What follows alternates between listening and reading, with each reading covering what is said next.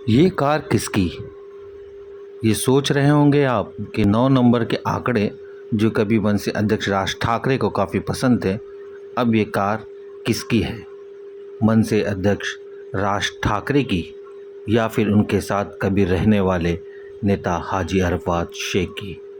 मनसे अध्यक्ष राज ठाकरे के कभी करीबी माने जाने वाले हाजी अरफात शेख जो अब बीजेपी के साथ हैं और बीजेपी के नेता हैं। कभी कदम से कदम मिलाकर राज ठाकरे के साथ चलने वाले हाजी अरफात शेख जिन्होंने मनसे का दामन छोड़कर बीजेपी का हाथ थाम लिया था, अपनी एक अलग पहचान बनाई ली थी, अब वो एक बार फिर सुर्खियों में नज़र आ रहे हैं। इस बार सुर्खियों में नज़र आने की वजह है उनकी कार जो 9 नंबर की है, जो कभी किसी ज़माने में राज ठाकरे की हुआ करती थी।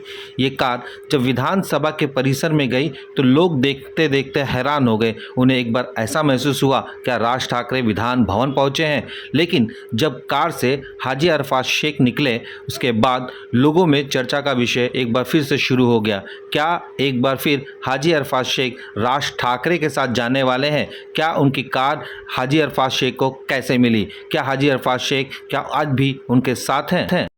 पिछले कुछ दिनों में हमने देखा है कि मनसे और बीजेपी की जो नज़दीकियां हैं काफ़ी बड़ी है। देवेंद्र फडणवीस की मुलाकात अक्सर राज ठाकरे के साथ कहीं ना कहीं एक नए समीकरण को जन्म देती है। ऐसे में विपक्ष भी मानता है कि राज ठाकरे और बीजेपी एक ही है।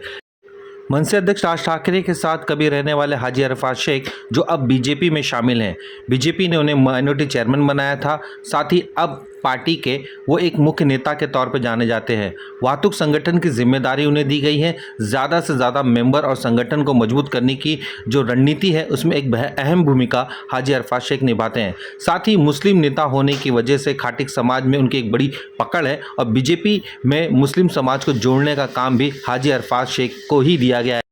वैसे तो अक्सर अपने कामों को लेकर चर्चा में बने रहते हैं हाजी अरफात शेख, लेकिन इस बार चर्चा का विषय है उनकी ये कार। अब देखना दिलचस्प होगा कि जिस तरह से मनसे और बीजेपी की नज़दीकियां बढ़ी हैं, ये नज़दीकियां हाजी अरफात शेख और राज ठाकरे के बीच भी हो सकती है।